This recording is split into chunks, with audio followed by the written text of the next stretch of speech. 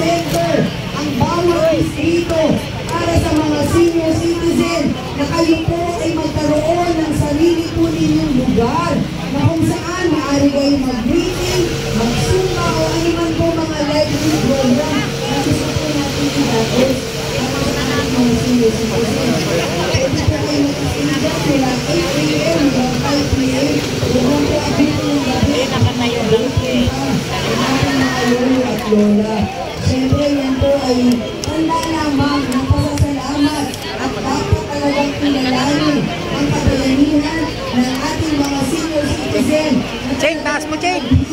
Pataas mo! Panahon para makapag-aaral ng anak, kumain araw-araw at masikaso ang pamilya. Ito po pag-ibig ng senior, kailangan natin tumanan sa tunay na programa na dapat ibaba ang direkta sa Manileño!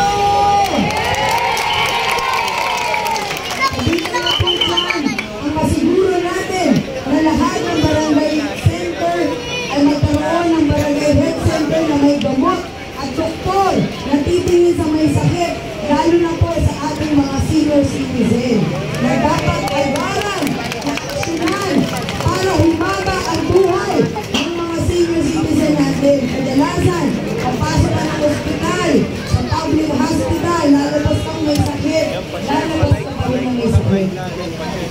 Ito po ay tutunan natin ang lahat ng mga public hospitals ay talagang tutukan na magkaroon ng gamot at doktor at talagang mga kalaga at kausukan para sa Manileño. At syempre, ang pinakamahalaga na maisalba pa ang natitirang lupain sa Maynila!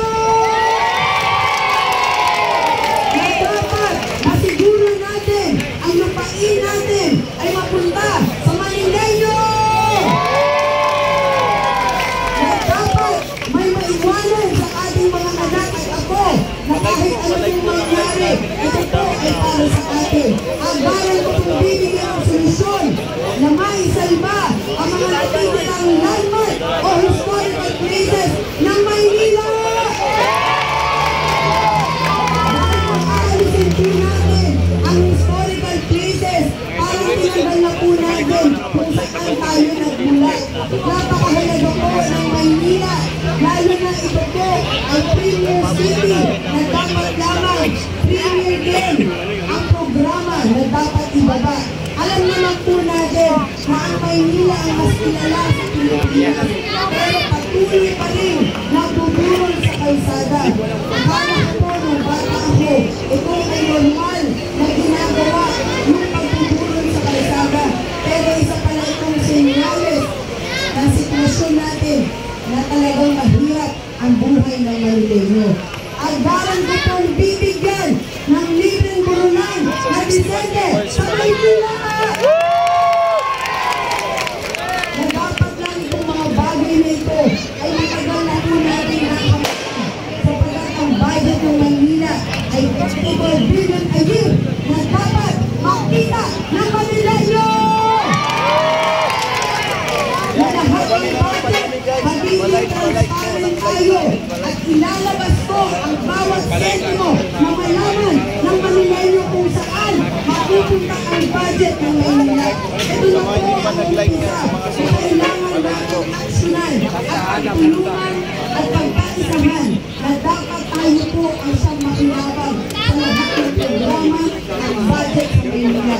Hindi na po kaya na isilang tao lamang ang mayaman at kakain sa araw-araw. Ito po dapat ay mapunta sa Manileño. Ano man pong hirap ng buhay natin, ito po ay pasasalamat sa mga senior citizen na matagal pa nagtiis sa hirap na walang gamot, walang pagkain at walang malapitan. Masakit po para sa ating damdamin na makita na umabot po tayo sa sukdulan na tayo po ay wala nang magawa. Binibili ang ating pagkatao, binibili ang ating boto. Pero lagi niyo pong tandaan na anumang desisyon natin kailangan lagi natin isipin ang kalilingat na nito para sa ating pamilya.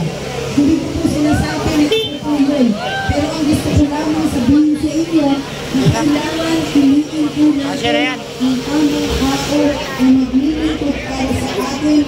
Kailangan ito po ay may puso at malasakit at higit sa lahat, bababa at iaakap ang taas sa lupa para higit tayo maabot lahat dito sa Maynila. Ako po si Mara Camundong, ipinanganak at lumaki sa San Andres, Buhig, Maynila, na ang tawing pangarap ko lamang ay makita po ang Maynila katulad ng dati. Pangarap ko po na mabalikan ang nakaraan natin na ito po ay isang maunlad na lugar. Pangarap ko po na makita ang mga senior citizen natin na talaga namang may programa at hindi naman problema. Dahil ako po ay isang maganda na. Alam ko po kung anong nararamdaman ng mga lolo at lola.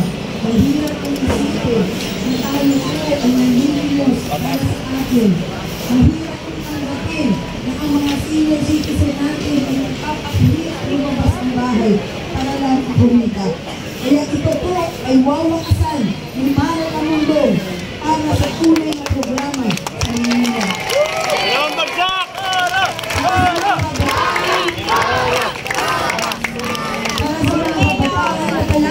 Igalang ang inyong mga magulang, lalo na higit ang ating mga lolo at lola. Dahil kung hindi dahil sa kanila, walang gigising ng maaga para magluto ng pagkain, walang mamamalengke, walang magpapaldo ng damit at magandapin sa eskwelahan.